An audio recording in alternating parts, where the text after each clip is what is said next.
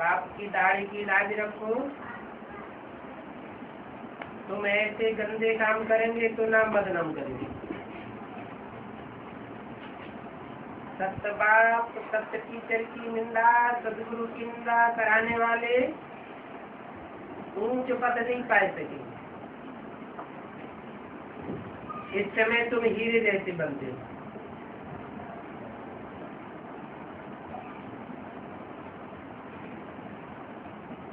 तो कौड़ियों से भिखारी क्यों पढ़ना चाहिए? बाबा को साक्षात्कार हुआ तो झट कौड़ियों को छोड़ दिया। अरे 21 जन्मों के लिए बादशाही मिलती है, फिर ये क्या करेंगे? सब कुछ दे दिया।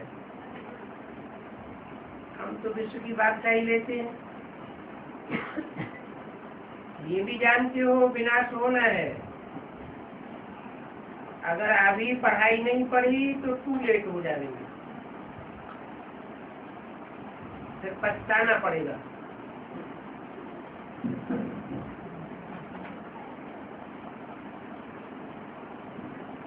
बच्चों को साथ साक्षात्कार होते जाएंगे। बाप कहते हैं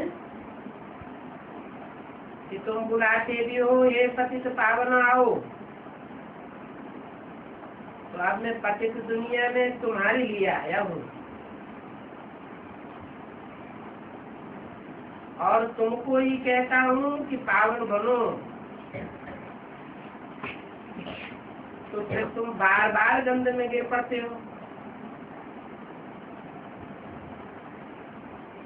मैं तो कालों का काल हूँ, है ना? कालों का काल,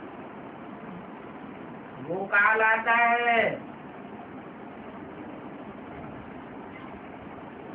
तो कोई उसे रोक नहीं सकता। जिसका काल आता है उसे जाना ही पड़ता है, शरीर छोड़ना ही पड़ता है।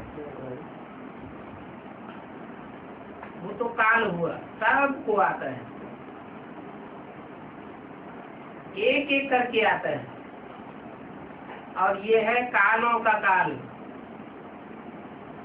कालों का काल अर्थात सबको एक साथ भस्म करने वाला।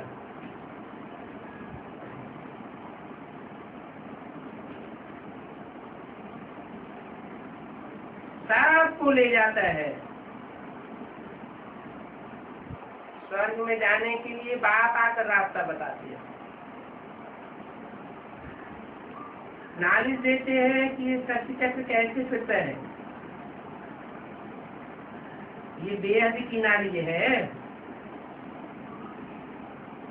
और जिन्होंने कल पहले ये बेहद की नालिश पढ़ी है वो ही आकर के पढ़ेंगे। वो भी साक्षात्कार होता रहता है कि कौन कौन ने कल पहले पढ़ी है और अभी फिर पढ़ते रहते हैं। निश्चय हो जाए कि बेहद का बाप आए हैं, जिस भगवान से मिलने के लिए इतनी प्रेषक जन्म भक्ति की,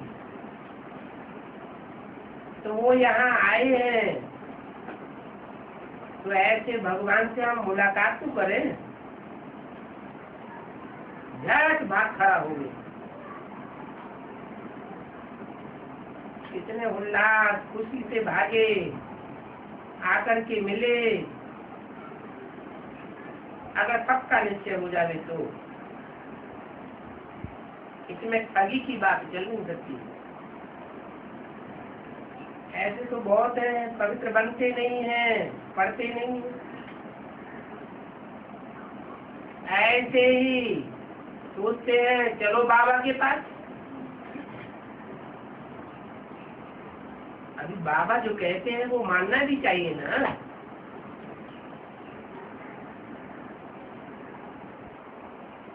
सोच लेते हैं मैं जाता हूँ बाबा के पास, नियम कुछ भी पालन नहीं करते, ऐसे भी ठग घूमने फिरने के लिए यहाँ आ जाते हैं। ओम शांति।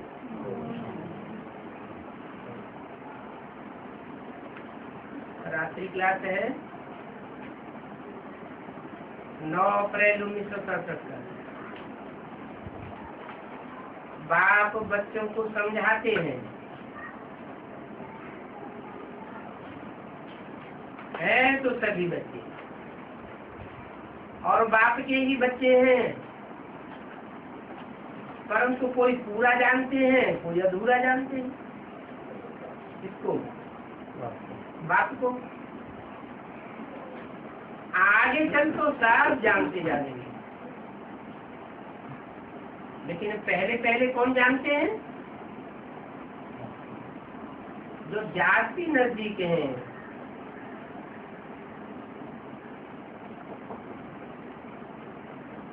राम बाप को कहा जाता है।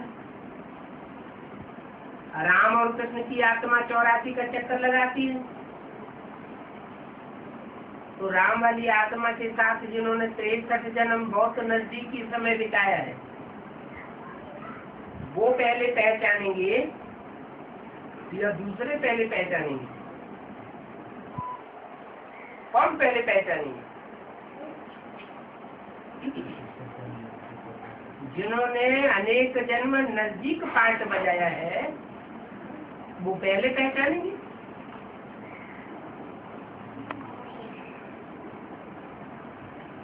आगे चल करके ये सब बातें जानते जाएंगे, जानते ही चले जाएंगे कौन जन्म जन्मांतर के नजदीक है और कौन दूर है। कल पहले भी ऐसे ही हुआ था। कोर्टों में कोई जानते हैं, बच्चे जानते हैं कि हमको फिर से बाप मिला है। इसका मतलब फिर से मिला है माना है? और हाँ, वो ब्राह्मण फिर से एक अर्थ लगाते क्या है? 5000 साल पहले मिला था और अभी फिर मिला, माने वो राम बाप को पहचानते हुए कि जन्म जन्मांतर मिलते हैं। ये बात उनकी बुद्धि में नहीं आती, तुम्हारी बुद्धि में आती है। कल पहले की बात नहीं है, इसी जन्म की बात है, कलयुग के अंत की बात है। संगम युग में ही हम कल पहले मिले थे, माना शूटिंग पीरियड के पहले मिले थे, आज में मिले थे।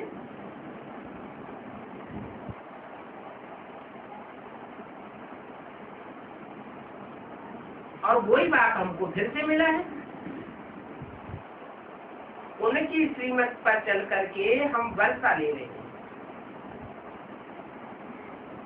ये बात किसके तन में बोली? ब्रह्मा के तन में बोली। ब्रह्मा के तन में बाजू में ही बैठा हुआ था,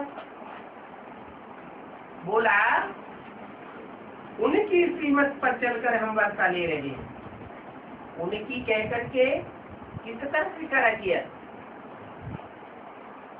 यज्ञ के आदि की तरफ। यज्ञ के आदि में जो था वही बाप फिर भविष्य में प्रत्यक्ष होने वाला है। ये इशारा दिया कि उनकी श्रीमत पर चल करके हम वर्षा ले रहे हैं। आदि संगम युग में बाप स्वर्ग की स्थापना करते हैं,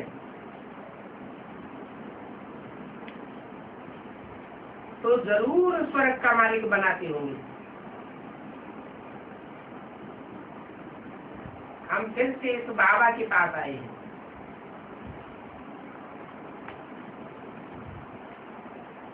यज्ञ के आदि में भी आए थे और अभी फिर से आए हैं। जैसे हम इस शरीर में हैं, वैसे बाबा भी इस शरीर में है। कहते हैं मैं ज्ञान का सागर हूँ, तब तो तुमको ज्ञान देता हूँ। ये 84 जन्मों का ज्ञान कोई बता ही नहीं सकता।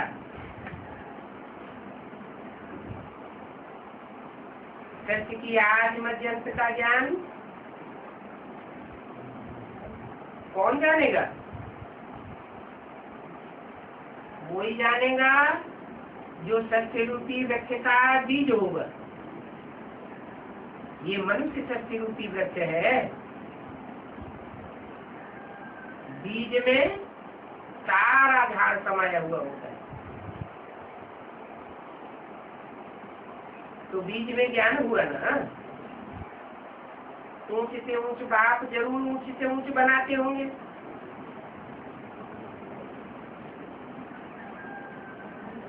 ऊंच से ऊंच बाप कैसे? और धर्म पिताएं आते हैं, वो नंबरवार ऊंचे हैं,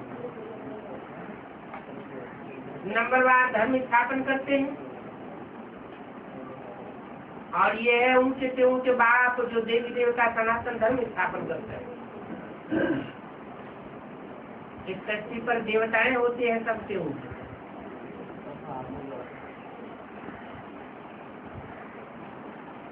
पहले भी हमको ऊंच से ऊंच बनाया है। भारत में कल्प आते हैं, तब तो उनकी जयंती मनाते हैं।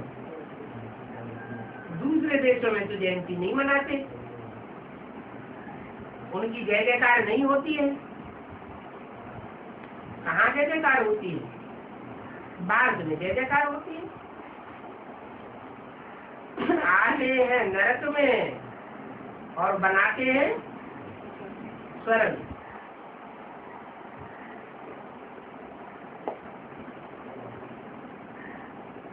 बाबा कहते हैं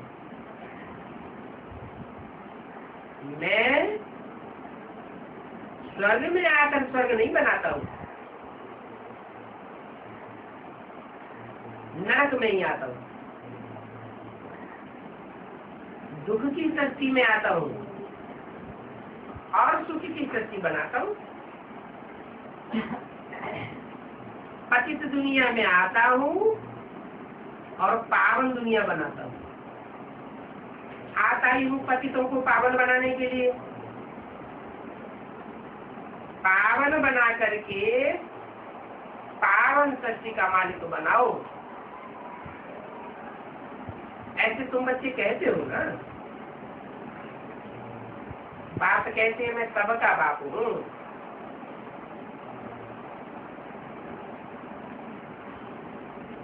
तो सबको वर्षा देना पड़े। हैं? कौन से बाप कहते हैं?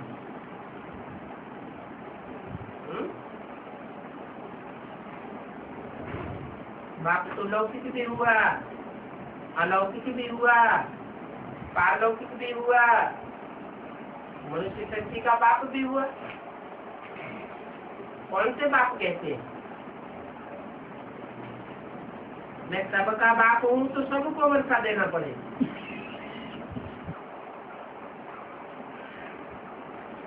क्या बिंदु बिंदु आत्माओं का बाप कहते हैं?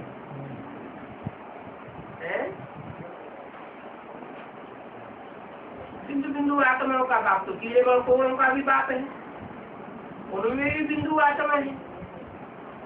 पशु पक्षी सब में बिंदु बिंदु आत्मा है। उन सबको वर्षा मिलता है क्या? सबको वर्षा नहीं मिलता।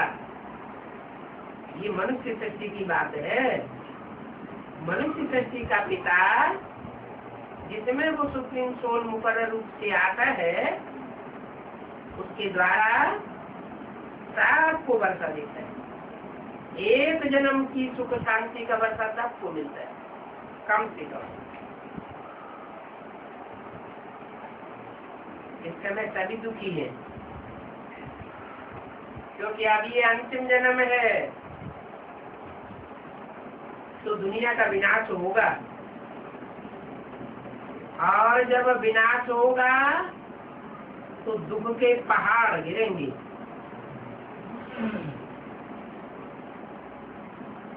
क्या छोटे मोटे दुख नहीं आएंगे,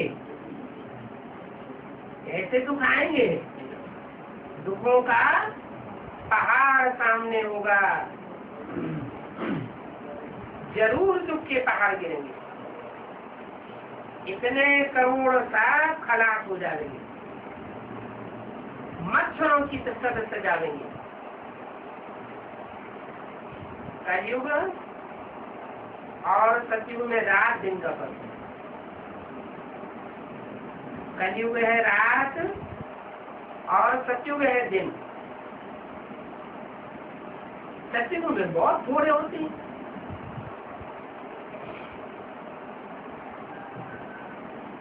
आत्माएं सब भागेंगी। आगे चल करके तुम बच्चों को ये भी साक्षात्कार होगा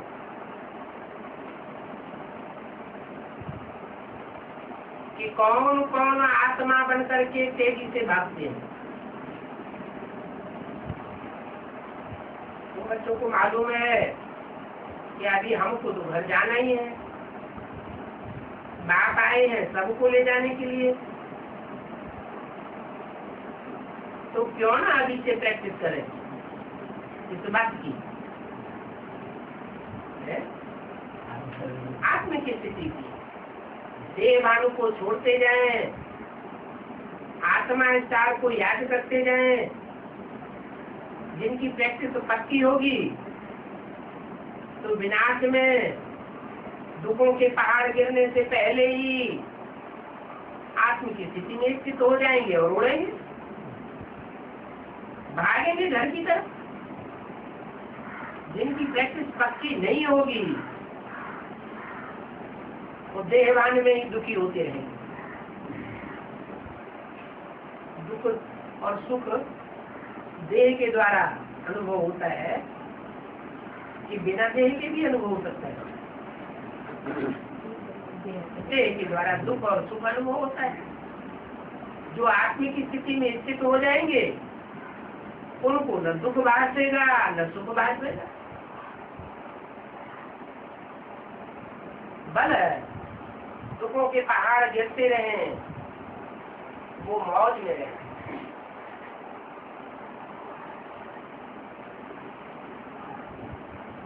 बाप कहते हैं मेरे बच्चे अभी काम शिक्षा पर बैठ करके भस्म हो गए,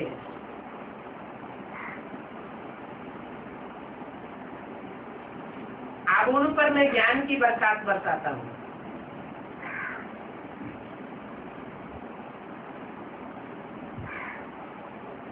ये कथा किसकी है शास्त्रों? राजा सगर के 60,000 पुत्र भस्म हो गए। ऐसे भस्म हुए थे।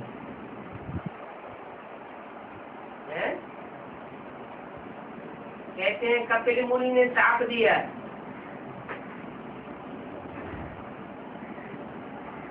तो शाप से प्रभावित होकर के 60,000 पुरुष के भस्म हो गए। फिर बाकी रखो तो तपस्या करनी पड़ी। उन पुरखों को जो भस्मीभूत हुए पड़े थे काम आदमी में, उनका उद्धार करने के लिए तो ज्ञान गंगा लाई। इस ज्ञान गंगा में सब का उद्धार हुआ।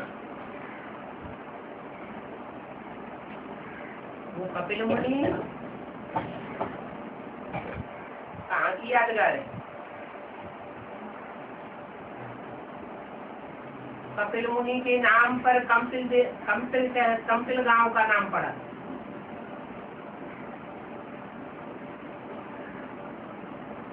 जहाँ 60,000 पुर के उनकी तपस्या स्थली में भस्म हो गए। उनका निर्वाण गंगा सागर में गया हुआ। कहाँ है गंगा सागर? कलकत्ता में, जहाँ गंगा नदी सागर में मिलती है।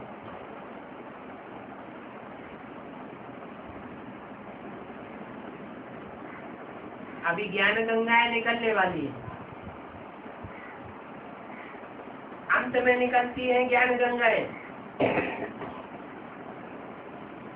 पहले यमुना प्रसिद्ध होती है, प्रत्यक्ष होती है, फिर सरस्वती जगदम्बा भी प्रत्यक्ष होती है, और लास्ट में ज्ञान गंगाएं प्रत्यक्ष होती है। तब सबका उद्धार होता है।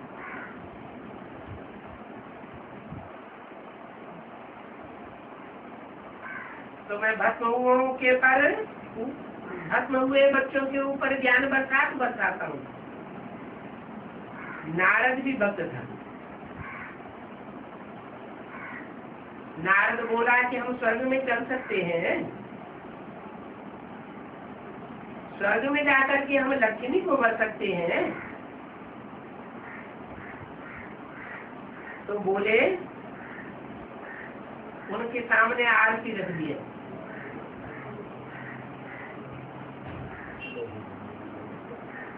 ज्ञान का शीशा रख दिया। बोले कि अपनी शक्ल तो देखो, लक्ष्मी को भरने लायक शक्ल है। तो बाबा जी कहते हैं, अपने अंदर देखो, कोई आसुरी गुण तो हमारे अंदर नहीं है।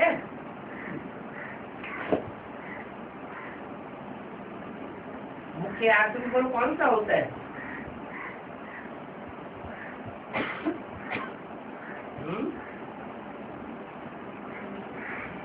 जिसके पीछे सब अवगुण आ जाते हैं।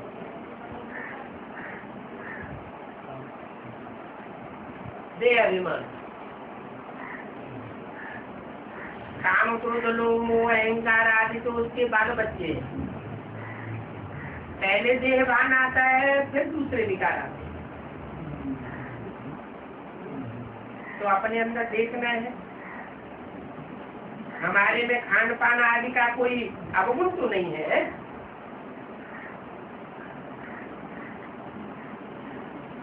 खान पान आदि का अवगुण होता है तो अन्न दोष लगता है, अन्न दोष लगता है तो मन बुद्धि खराब होती है।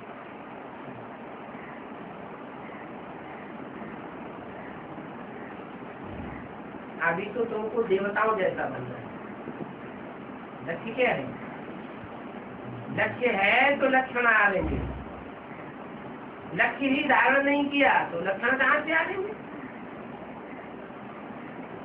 तो अभी तुम्हारी जीवन का लक्ष्य है ना कि हमको नर से नारायण, नारी से लक्ष्मी जैसा देवता बनना है। तो लक्षण भी धारण करना पड़े। क्या लक्षण धारण करने पड़े? पहले खान पान सुधारना पड़े। हमारा खान पान देवताओं जैसा है, कोई अभक्ष्य भोजन तो नहीं खाते हैं, चोरी चकारी का तो नहीं खाते हैं। जैसे डकैत होते हैं, जबरियन किसी का धन छीन लेते हैं और बैठ करके खुद खाते हैं, परिवार वालों को भी खिलाते हैं। ऐसे तो नहीं है। देवताई स्वभाव बना है। देखना चाहिए सारे दिन में हमने किसी को कोई दुख तो नहीं दिया।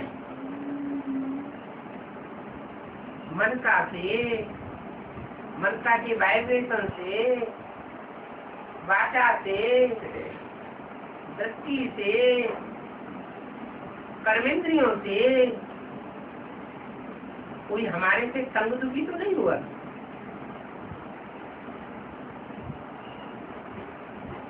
कितना समय बाप को याद किया,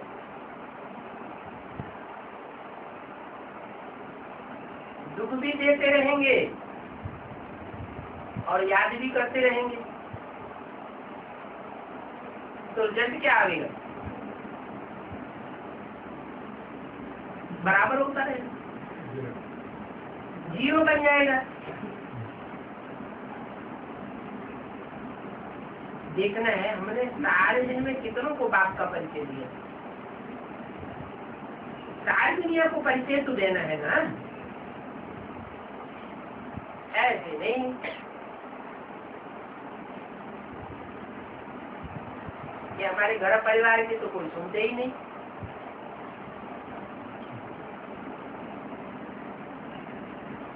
जब हमारा लक्ष्य है विश्व का मालिकाना प्राप्त करना है तो सारी वसुधा ही हमारा कुटुंब हो जानी चाहिए ना। सारी पृथ्वी के ऊपर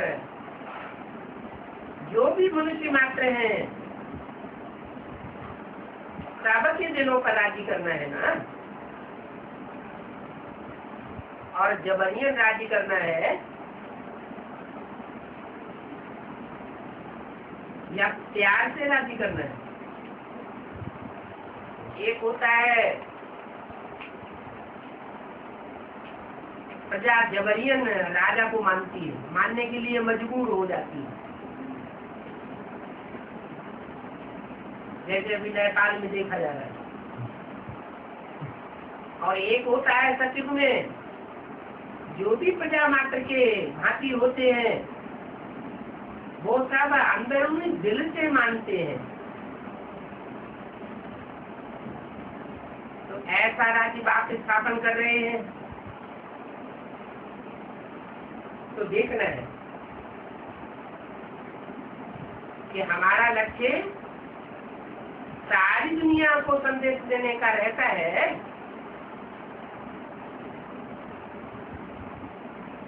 ये अंतिम जन्म है, इसके बाद फिर बाप का परिचय देने का कोई मौका नहीं है। क्योंकि एक ही जन्म में बाप इस संसार में प्रत्यक्ष होता है तो मौका ले लेना चाहिए। और दूसरों को संदेश देने से पहले खुद को भी बुद्धि में ये धारण करना है कि हमको बाप के ऊपर कितना निश्चय है।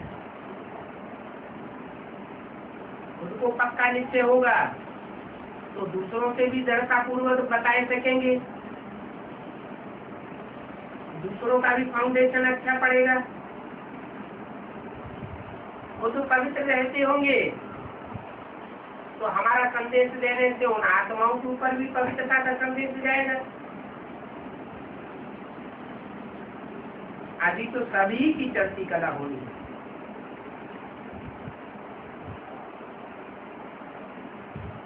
बाप कहते हैं रोज अपना पोता में रखो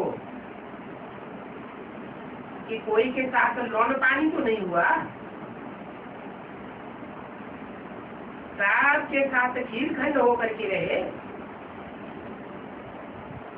जैसे खीर बनाई जाती है, चावल है, चीनी है, दूध है, तीनों मिलकर के एक हो जाते हैं। तो चाहे दुनिया की सतो प्रधान आत्मा हो, तमो प्रधान आत्मा हो, रजो प्रधान आत्मा हो, साथ के साथ संस्कार मिला करके एक रखना है। जैसे नारायण के लिए बताया, नारायण नारायण के रूप में जब संसार में प्रत्यक्ष होगा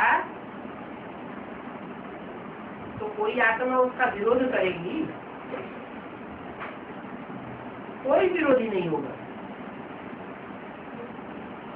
दुनिया की नीचे से नीचे तबके की आत्मा से लेकर के ऊंचे से ऊंचे तबके की आत्मा के साथ उसका एक रस व्यवहार होगा। सब उसे पसंद करेंगे, ऐसा स्वभाव बना सकते।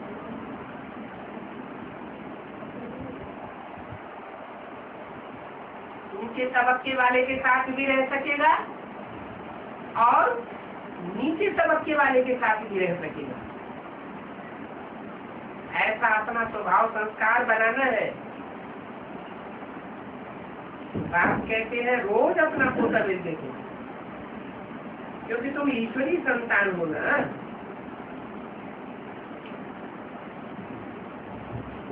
वहां तो शेर बकरी जो एक दूसरे के साथ होकर रह ही नहीं सकते इस दुनिया में। इस दुनिया में एक ही कटघरे में बकरी डाल दी जाए, एक ही कटघरे में शेर बंद कर दिया जाए, तो दोनों रह सकेंगे? रह नहीं सकते। और जो नई दुनिया बनेगी वो कैसी होगी? शेर भी रहेगा और बकरी भी साथ साथ रहेगी। एक खूंखार स्वभाव संस्कार का, उसका खूंखार स्वभाव संस्कार समाप्त हो जाएगा, मर्द हो जाएगा। और बकरी क्या होती है? जिसने भी कान पकड़ लिया उसी के अंदर में हो जाती है। जैसे बताया तो मूर्ति में है एक बकरी, एक घोड़ा और एक शेर।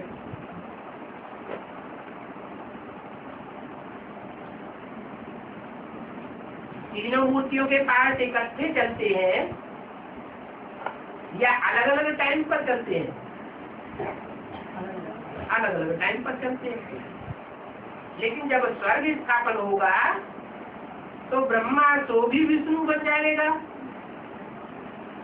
और जो शेर है वो भी बकरी का साक्षी हो जाएगा। तो तीनों स्वभाव मिलकर के, संस्कार मिलकर के एक जैसे हो जाएंगे। जैसे क्षीर खंड होता है, ये संसार ही क्षीर सागर बन जाएगा। सर्प जैसी विकारी आत्माओं के ऊपर भी आराम से राजी करेगा।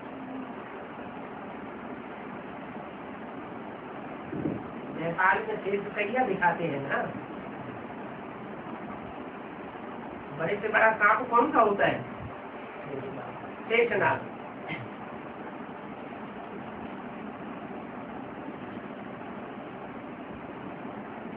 तो यादगार बनी हुई है। कुछ भी हो,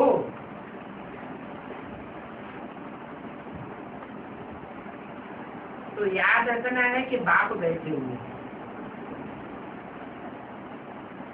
बोल डाल नहीं होना चाहिए, हिम्मत नहीं हारनी चाहिए। बाप आया हुआ है तो जरूर सबके मतभेद निकाल देगा। नहीं तो क्या करते हैं? इनके साथ हमारी नहीं बनती, हम नहीं इनसे बात करते।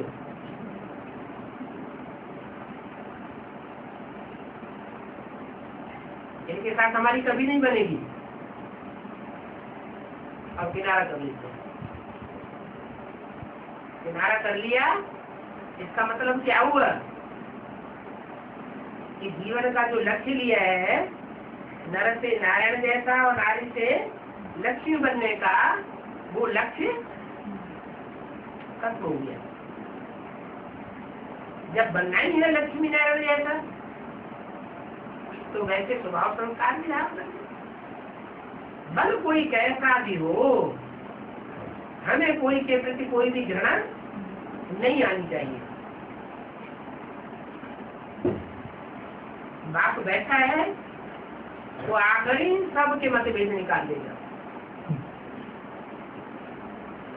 अभी मतभेद बहुत हैं, देखने में आते हैं, तंग कर देते हैं, तंग हो जाते हैं, फिर आखिरी सब मतभेद खलास हो जाएंगे।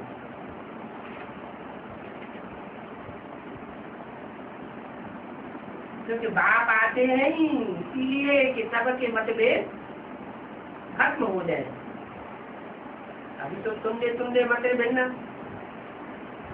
छोटी छोटी बातों में एक बात कहता है तो दूसरी बात कहता है। एक कहता है ऐसा करना अच्छा है, दूसरा कहता है नहीं ऐसा करना अच्छा है। नहीं मानते हैं तो एक दूसरे से लड़ पड़ते हैं, एक दूसरे को छोड़ भी देते हैं, डाइवोर्स दे देते हैं, फारकती दे देते हैं कि हम साथ साथ नहीं ले सकते। बाप तो गारंटी करते हैं कि मैं तुम बच्चों को देवता बना करके ही जाऊंगा। सब मतभेद खलास हो जाएंगे।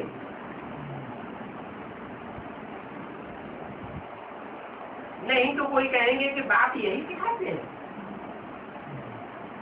जो सुनने देखने वाले होंगे, जिनको बाप का परिचय नहीं मिला है, जिन्होंने बाप को नहीं पहचाने हैं, वो हमारी ऐसी चलन देखेंगे तो क्या कहेंगे? तुम्हें भगवान बाप मिला है तो तुम्हें यही सिखाता है क्या? क्या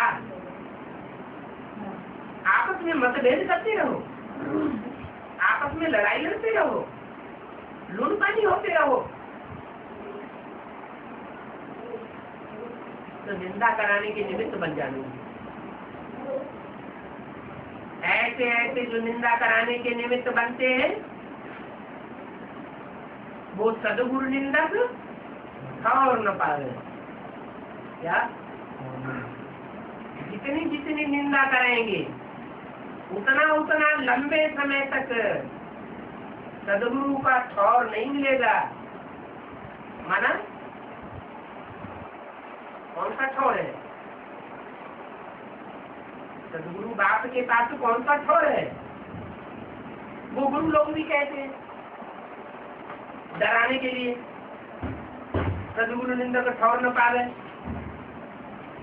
अब उनके पास तो कोई ठौर है नहीं, है तो अल्पकाल का है, मटपन तो बनाई देते हैं। वो तो एक जन्म की बात हुई, उसमें भी कोई जरूरी नहीं है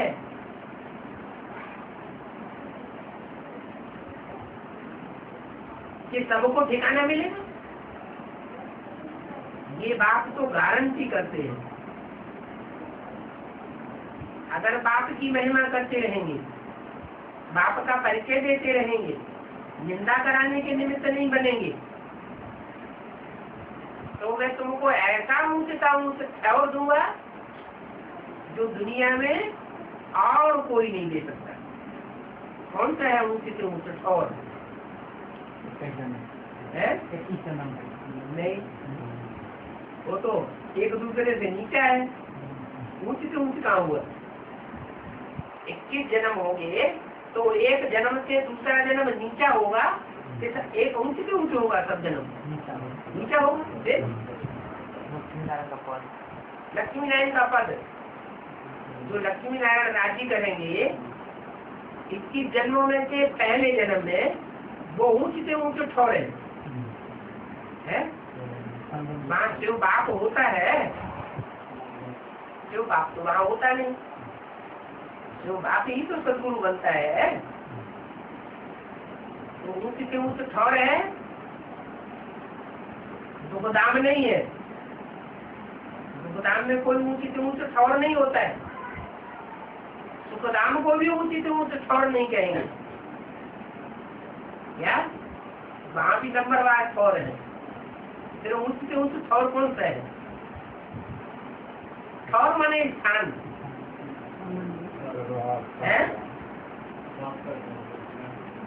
बाप का घर, वो है ऊंचे से ऊंचे धाम, ऊंचे से ऊंचे ठौर। वो ब्राह्मण इसका क्या अर्थ लगाएंगे? वो कहेंगे परम धाम, सूरज चांद सितारों की दुनिया से पार। तो कोई ठौर हुआ?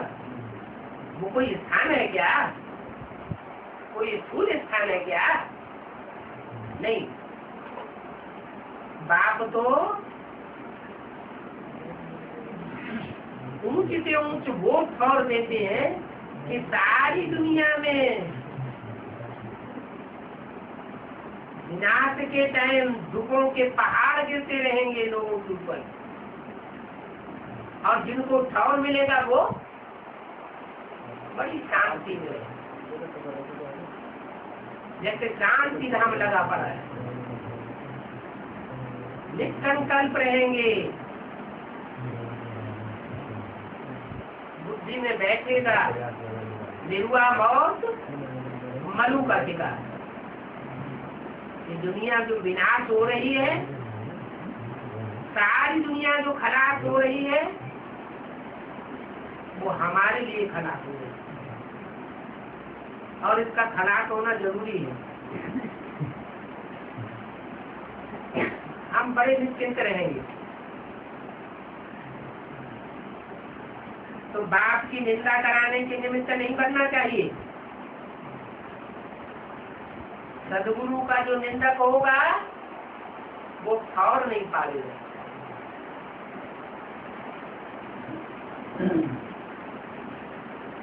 दूसरे धर्म में कन्वर्ट होने वाली आत्माएं वो पहले बाप के यहाँ ठौर पालेंगी या नहीं पालेंगी? देवताएं ही हिंदू बनते हैं, हिंदू बनने के बाद फिर दूसरे धर्मों में कन्वर्ट होते हैं। तो जो दूसरे धर्मों में कन्वर्ट होते हैं वो बाप की, भारत की निंदा कराने के निमित्त बनते हैं या नहीं बनते हैं? नहीं बनते, बनते हैं। तो ऐसी निंदा कराने वालों को बाप के यहाँ और नहीं मिलता। जितना जाति निंदा करा लेंगे उतना विनाश के टाइम पर विनाशी धर्म खंडों में ईश्वरीय सेवा करनी पड़ेगी और दुख झेलने पड़ेंगे। इसलिए बाप कहते हैं तुम्हारा सदगुरु तो एक ही है। क्या तुम्हें सच्ची बात बताने वाला एक ही है। जब वो है ही एक, मेरा तो एक शिव बाबा, दूसरा न कोई ठिकाना ही नहीं है। तो बताइए और कौन पे जाऊं? कहाँ ठिकाना मिलेगा? जिनकी बुद्धि में ये है वो तो बाप के बगैर रह नहीं सकते। एक ही तुम्हारा सदगुरु। जो दूसरे धर्म में कन्वर्ट होने वाले होते हैं उनका बाप भी दूसरा हो जाता है। दो बाप बना लेते हैं, तीन बाप बना लेते हैं।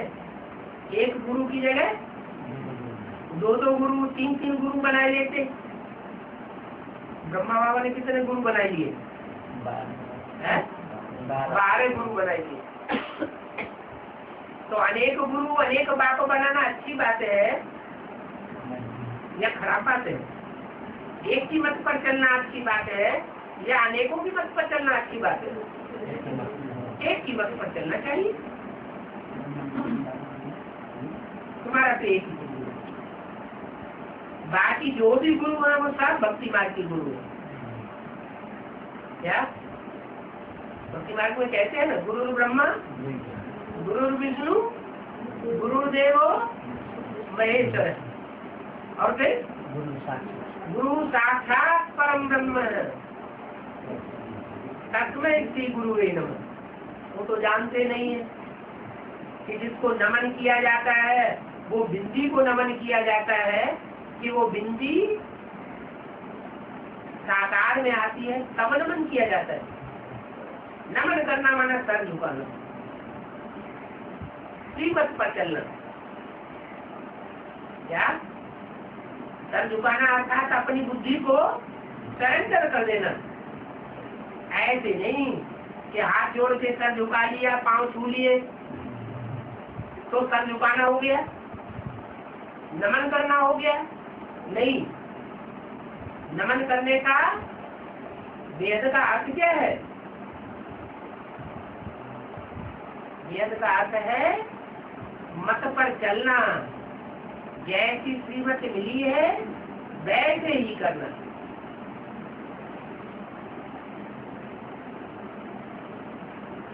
तो एक है सदगुरु, बाकी ब्रह्मा विष्णु इब्राहिम बुद्ध क्राइस्ट गुरु नानक विवेकानंद वो सिर्फ गुरु है, उनमें सत्य गुरु एक भी नहीं है।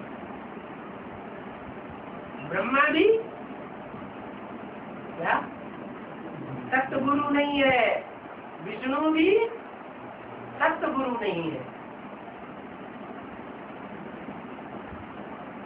एक की कथा गाई हुई है सत्य के लिए, सत्यनारायण की कथा। लक्ष्मी भी सत्य नहीं है, एक ही सत्य है। तो बोला बाकी सब है भक्ति मार्ग के लिए, बाप के लिए उल्टी ही बातें बताते आते हैं।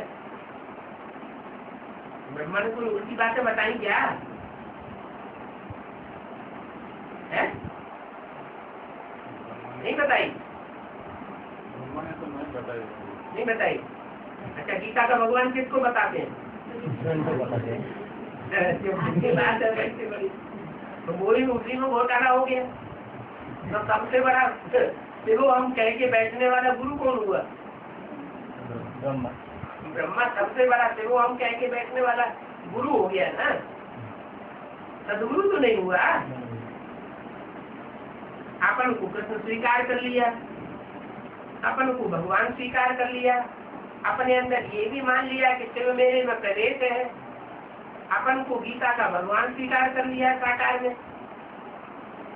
तो शिवो हम और क्या होता है? ब्रह्मा आत्मा और क्या होता है? बल ब्रह्मा 4-5 है, लेकिन मुकर्रर ब्रह्मा है क्या? ब्रह्मा तो बहुतों के नाम है, लेकिन प्रजाति का ब्रह्मा बहुतों के नाम है क्या? नहीं, वो सिर्फ एक का ही नाम है। तो दुनिया में जितने भी गुरु हैं, मनुष्य गुरु, वो सब बाप के लिए उल्टा बताए देते हैं।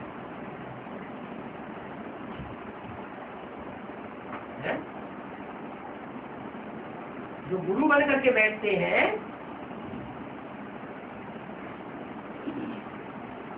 वो सबसे ज्यादा विकारी दुनिया बनाते हैं, विकृतियां फैलाते हैं। इसलिए मुरली में बोला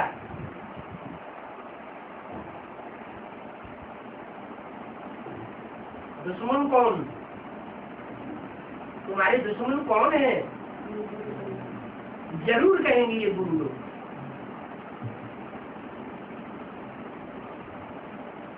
मैं आकर के दुश्मन नहीं बनता हूँ, मैं आकर के तुम्हारा दोस्त ही बनता हूँ, दुश्मनी की बात ही नहीं।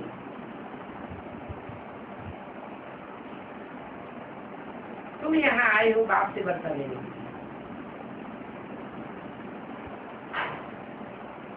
है?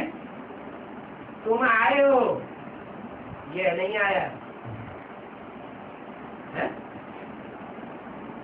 गुरु लोग आते हैं यहाँ बाप से वर्षा लेने के लिए। जो गुरु बन करके बैठते हैं, शिवो हम बन करके बैठते हैं, वो यहाँ वर्षा लेने के लिए आते हैं? आ ही नहीं सकते। अच्छा, बड़े से बड़ा गुरु कौन है? जो बड़े से बड़ा मनुष्य गुरु है वो कौन है? अरे तुम्हारे का दादी के सामने ये कैसे पहुंचेगी? बड़े से बड़ा गुरु सालू ने बताया ब्रह्म गुरु, तो वो यहाँ नहीं आता है क्या? वो पढ़ाई करने के लिए नहीं आता है? जो बड़े से बड़ा देहधारी धर्मगुरु बन करके बैठता है दुनिया में, और ब्राह्मणों की संगत भी दुनिया में भी, वो यहाँ पढ़ाई करने के लिए नहीं आता, वर्षा लेने के लिए नहीं आता है? आता तो है, लेकिन साकार शरीर से नहीं आता है। उनका तो शरीर ही छूट गया। तो जिनका शरीर छूट गया वो तो जरूर है। इस दुनिया में तो वर्षा पानी की बात ही नहीं, वो क्या इस दुनिया में बाप से विश्व की बादशाही का अवस्था पावेंगे क्या? ब्रह्मा जैसी आत्मा है जो प्रवेश करके पार्ट बजाती है, इंस्पिरेटिंग पार्टी वाली आत्मा है जो प्रवेश करके पार्ट बजाती है एडवांस पार्टी में, वो इस जन्म इस दुनिया में सुप्रीम सोल बाप से डायरेक्ट वर्षा लेंगे क्या? विश्व की बादशाही उनको मिलेगी क्या? नहीं मिलेगी। वो तो सत्युग में जाकर के प्रिंस बनेंगे। तो किससे वर्षा लेंगे? जब प्रिंस बनेंगे तो वो कल किससे वर्षा लेंगे? सुप्रीम सोल बाप से वर्षा लेंगे क्या? अरे उनको वर्षा किससे मिलेगा? अरे चंद्र भी लक्ष्मी नारायण से वर्षा मिलेगा। और किससे मिलेगा? जो सत्युग में राधा कृष्ण जन्म लेंगे उनको वर्षा किससे मिलेगा? प्रैक्टिकल में अपने माँ बाप से मिलेगा। तो तुम यहाँ आए हो बाप से वर्षा लेने, यह और इसके फॉलोअर बाप से वर्षा लेने के लिए यहाँ नहीं आते। क्या उनकी बुद्धि में बैठा हुआ है कि जैसे ब्रह्मा बाबा ने शरीर छोड़ दिया वैसे हम भी शरीर छोड़ देंगे और मुक्त हो जाएंगे।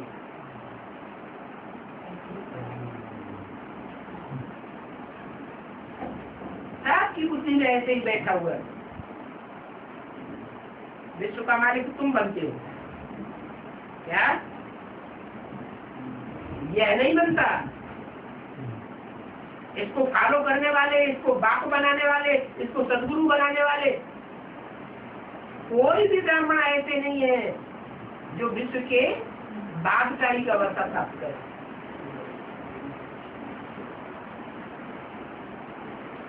तुमको विश्व की बादशाही का वर्षा मिलता है? अरे तुम कहेंगे विश्व की बादशाही का वर्षा एक को मिलेगा या सबको मिलेगा?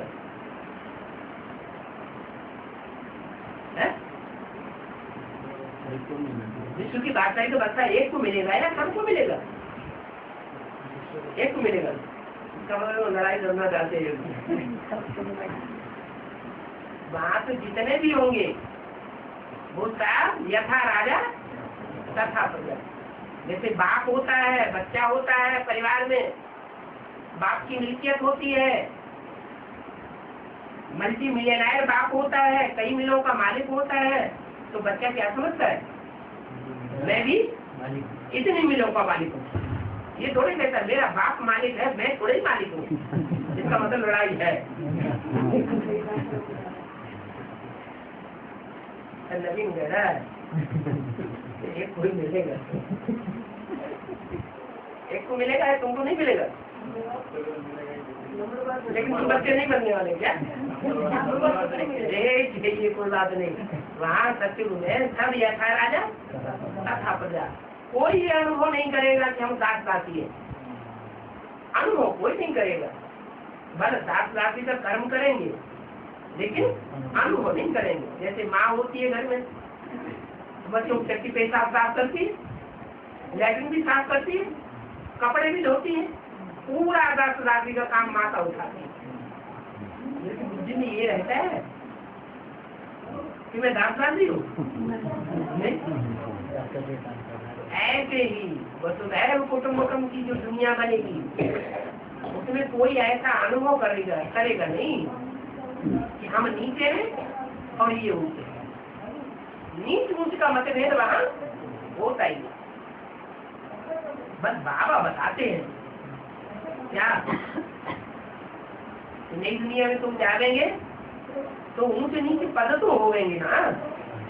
तो वो पद सतयुग में होंगे या यहाँ होंगे संगमयुगी स्वर्ग में? संगमयुगी स्वर्ग की बात है। संगमयुगी स्वर्ग में भी जब संपन्न स्टेज में सब आत्माएं पहुंच जाएंगी तो कोई अनुभव नहीं करेगा हम ऊंचे हैं ये नीचे।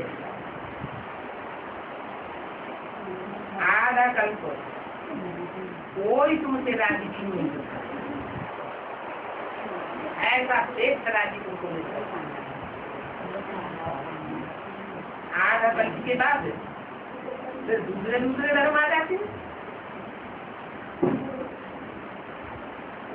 जब दूसरे धर्म आते हैं, दूसरे दूसरे प्रकार की धारणाएं समझाने वाले आ जाते हैं, तो ताली एक हाथ से ताली बजेगी क्या? एक हाथ से तो ताली नहीं बजेगी। जब दूसरा धर्म आ जाता है तो फिर ताली बजती है, झगड़ा होता है। कहीं भी जाओ,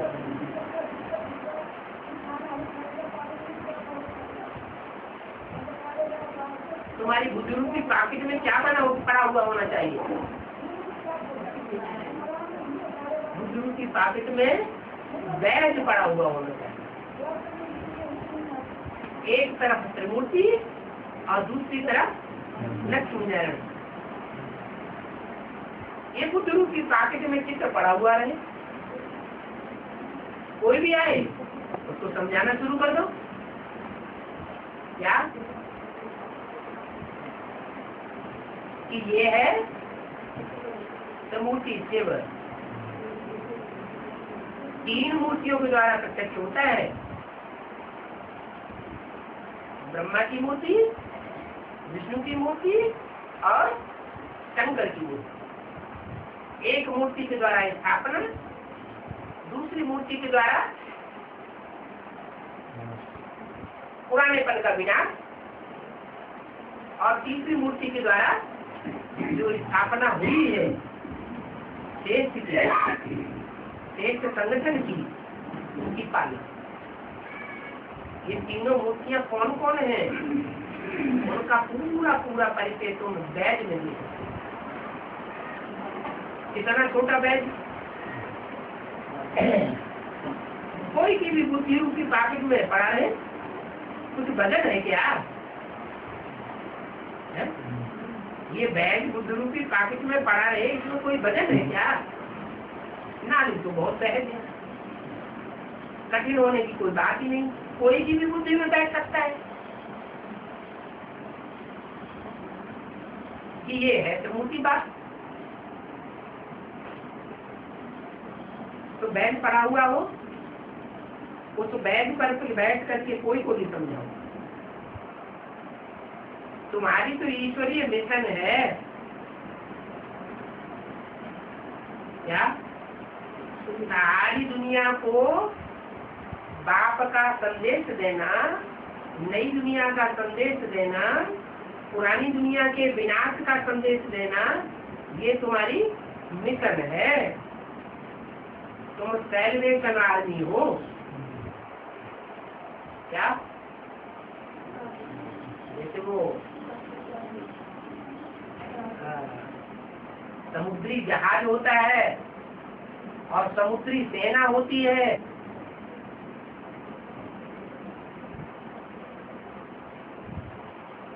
कोई बात हो जाती है देश में,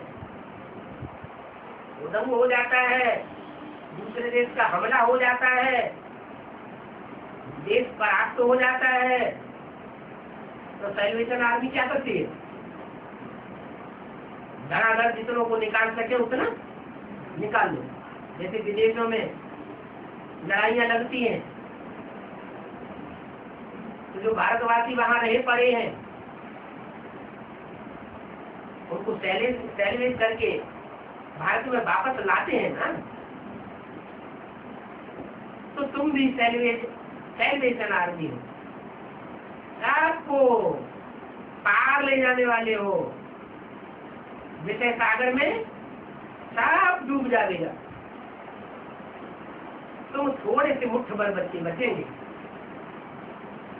तो तुम्हें कितना नशा होना चाहिए कि हम सेना में भर्ती हो गए? क्या? कौन सी सेना में? साधारण सेना में नहीं, ईश्वरीय सैल्वेशन आर्मी में हम भर्ती हुए हैं। ये तुम जानते हो कि आग तो जरूर लगनी है। कहाँ? पहले विदेशों में लगनी है कि पहले भारत में लगनी है? भारत में आग तो जरूर लगनी है। ऐसे ऐसे आसार दिखाई पड़ते हैं। क्या आसार दिखाई पड़ रहे हैं?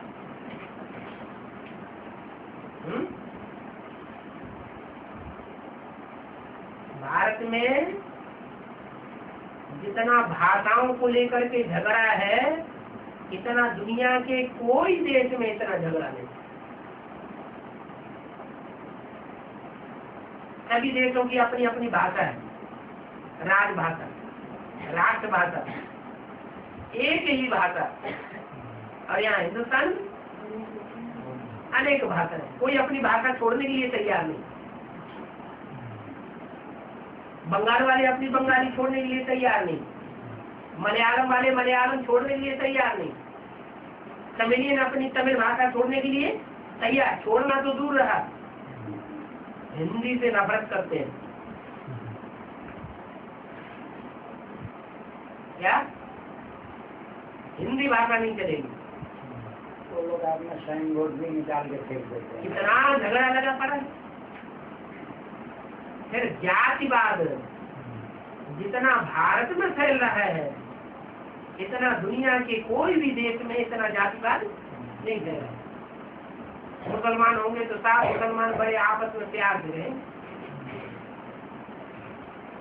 ज्यादा से ज्यादा 2 कैटेगरी हो जाती है उनकी, सुन्नी और शिया। और यहाँ हिंदुस्तान में कितनी जाती हैं? ढेर जाती हैं। तो ढेर मतभेद हो जाता है। आज की जो राजनीतिक पार्टियां हैं वो भी जातिगत आधार पर लड़ाई लड़ती है। और हिंदुस्तान में जितनी राजनीतिक पार्टियां हैं उतनी किसी भी देश में राजनीतिक पार्टियां नहीं होती।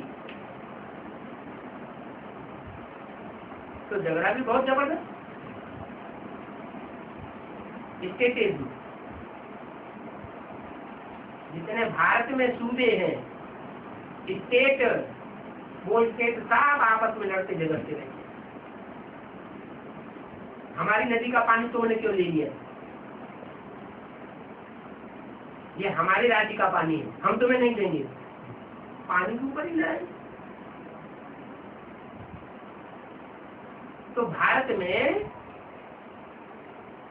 आग लगी हुई है, चारों तरफ से चिंगारी सुलग रही है।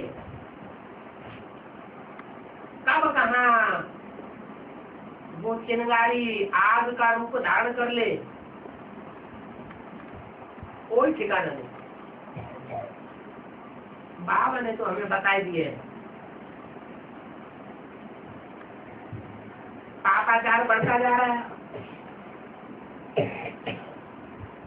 भक्ति मार्ग में कहते हैं जब राजा ज्यादा पापाचारी हो जाता है तो उसके देश में अकाल पड़ता है। तो ये अकाल और भूखमरी सबसे पहले पड़ेगी। एक बूंद पानी का नहीं मिलेगा, पीने योग्य पानी, और अनाज नहीं मिलेगा। लड़ाई छिड़ जाएगी दूसरे देशों के बीच में। अभी तो अनाज फिर भी आ रहा है, फिर क्या होगा? यहाँ गरीब तबक्का ज्यादा है या रईस लोगों का तबक्का ज्यादा है? हिंदुस्तान में, नेपाल में ज्यादा तबक्का कौन सा है? ज्यादा जनसंख्या गरीबों की। उन्हें जब खाना नहीं मिलेगा, पानी नहीं मिलेगा तो क्या करेंगे? मारामारी कर लेंगे, जबरदस्ती हमला करेंगे और छीनेंगे, जब्ती करेंगे। उसी में लड़ाई शुरू हो जाएगी।